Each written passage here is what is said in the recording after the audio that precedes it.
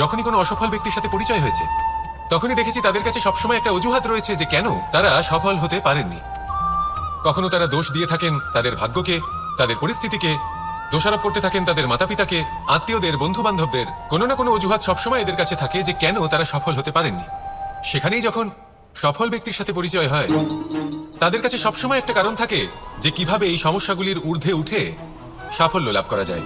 আর সেই কারণ হলো যে যাই হয়ে যাক না কেন সাফল্য লাভ করতেই হবে। যতই সংঘর্ষ করতে হোক না কেন, যতই সমস্যা আসুক না কেন, সফল আমাদের হতেই হবে। এটাই পার্থক্য মানসিকতার। সত্যি কথা বলতে আপনার আজকের এই মানসিকতা হলো আপনার আগামী ভবিষ্যতের ইমারতের ভিত। এই মানসিকতা যতটা প্রবল হবে, যতটা শুভ হবে, আপনার ভবিষ্যৎ ততটাই বিশাল এবং সুন্দর হবে। তাহলে সমস্যার উপর নয়, সাফল্যের উপর মনোযোগ কেন্দ্রীভূত করুন, জীবনে এগোতে থাকুন আর আমার সাথে ভালোবেসে বলুন রাধা রাধা।